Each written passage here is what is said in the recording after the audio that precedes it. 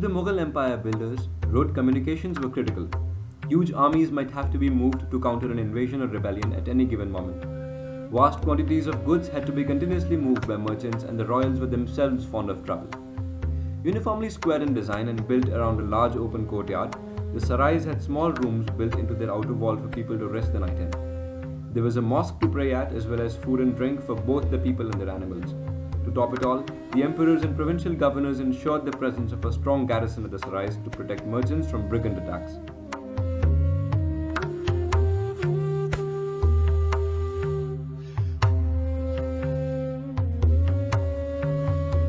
One of the oldest sarais, situated on the way to Har Ki Pauri in Haridwar, still retains most of the prominent features of a sarai. The arched opening of the entrance is encased within a bigger arch, typical of Oriental architecture. The front facade facing the main street shows Sarai architectural style. The outer gateway is relieved with arch recesses placed on either side of the main entrance. The two-storied sarai has segmented, arched, chhajja-like structures shading the ground floor. The whole facade is divided into panels, ornamented with jali openings on the upper floor and decorative windows on the ground floor.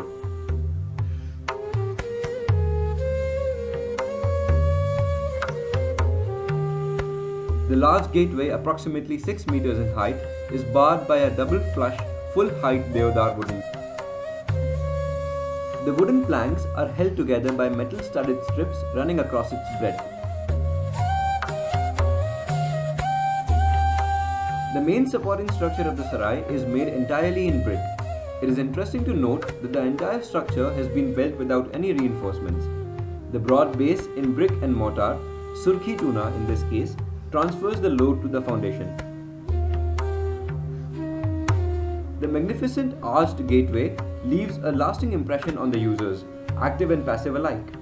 The brick-on-brick artwork that forms a vaulted arch structure enveloping the central square-shaped brick panel forms the main gateway.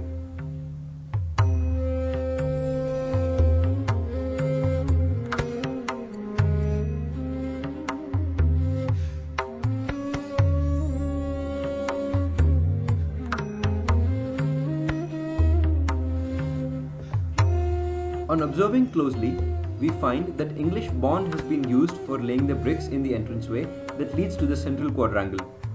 As we walk into the sarai, the open-to-sky courtyard surrounded by a number of identical living chambers has a mandir right in the middle.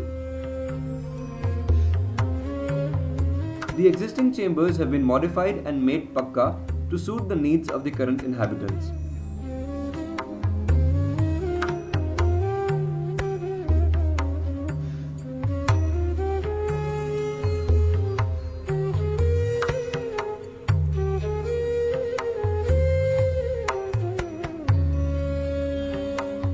One can observe how rough concrete floor as well as polished concrete tiles have been used as flooring materials to cater to the present context. Notice how new age local materials like iron mesh, asbestos sheets, etc. have become a recent addition to the sarai elements to suit the needs of its occupants. A recent addition to the sarai is a 4-storied hotel, much to the resentment of the inhabitants as it obstructs the sunlight received.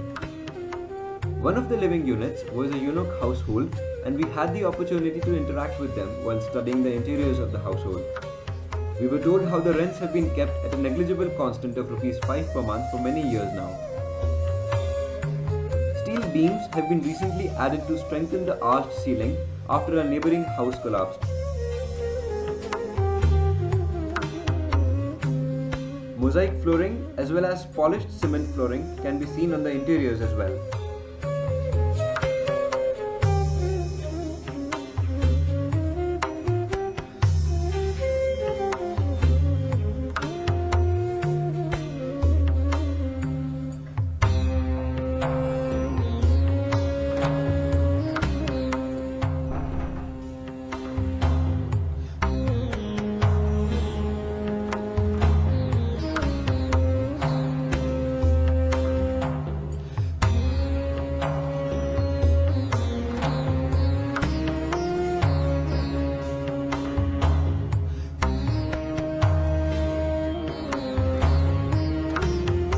The walls are as thick as 1 to 1.5 meters.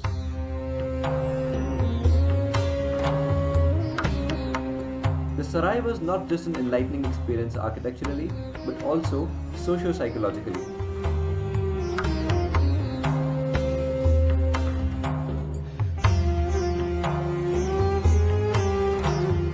This Sarai, located on the way to Har Ki Pauri, is perched atop a hill and is used as a dharamshala.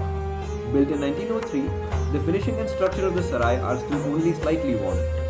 The intricately carved red sandstone facade is an eye-catcher and the motifs are mostly foliage.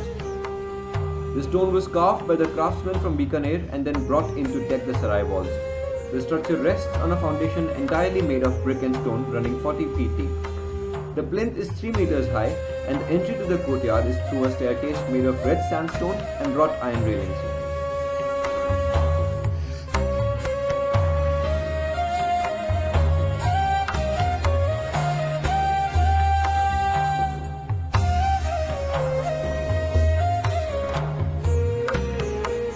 The courtyard is an open space of 30 meters by 30 meters. The noticeable features of the superstructure are the cusp arcs and the ornate columns which, according to the cooperative manager of the dharamshala, were entirely made of red sandstone of Bikaner.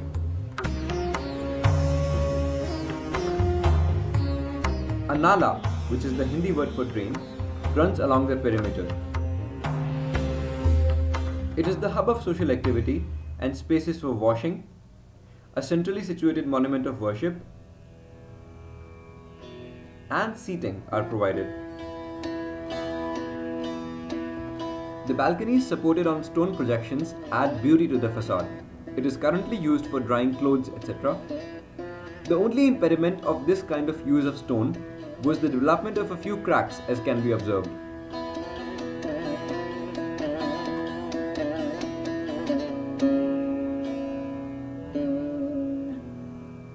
The flooring is essentially brick flooring, laid with lime mortar. Each brick weighs 4.5 to 5 kgs as opposed to the standard 2 to 3 kgs. The load-bearing walls are nearly 600 to 750 millimeters thick. The staircase was constructed without any additional reinforcements. The red sandstone rested atop each other and was joined through interlocking joints without the use of any mortar.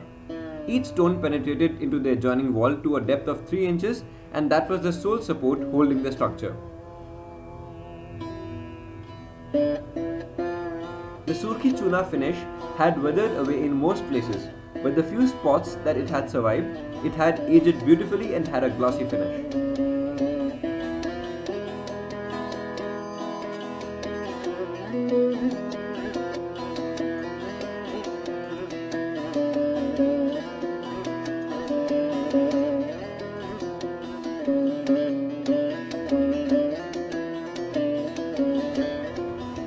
The ceilings of the corridors were constructed using the dart method of load-bearing construction.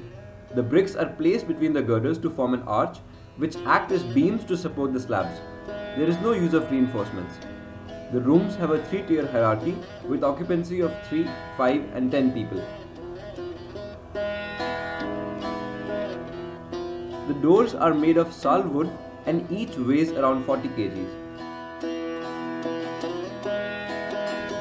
Some of the tables, chairs and khatiyas, cots, in wood have still been retained. The interiors have only been repainted. Niches are provided along the walls as space for lanterns.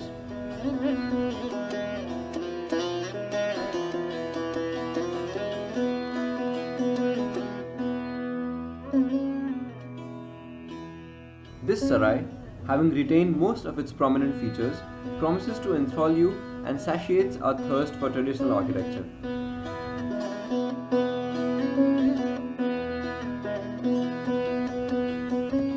This Sarai, located in the interiors of Haridwar, had a twist to it because of the beautifully decorated facade. The paintings on the front facade were delicately done in such good taste and had stood the test of time. The Sarai, over 100 years old, was still intact in exhibiting its materials and finishes. A notable building material in this structure were the kakai eent, which are ornately stacked, forming a kind of brick masonry indigenous to Uttarakhand. Deodar wood had been primarily used as a local building material for doors and ceilings. The current occupants had, however, destroyed some of the originally existing artworks by painting over them in chuna during festivals. A Sarai right opposite this one, a twin Indi, had been reconstructed, given a fresh finishing and turned into an akhada. However, the stark contrast was clear between the two build forms and one can tell the impermanence and lack of sense of belonging of the newly built structure. Most Sarais exhibit a few common features. An ornate facade, a central quadrangle, extensive use of arches, a structural system without any reinforcements, a central place of worship. However, each one of these sarais also displayed a distinct form of their own. The first sarai was partially Bikaneri and partially local, with stonework done very intricately. The second sarai was a typical locally derived example, with brickwork and surkhi chuna decorating and supporting the structure. The third sarai was more artistic and rather old, with intricate paintings of local flora and women studded with mirrors and other such ornaments.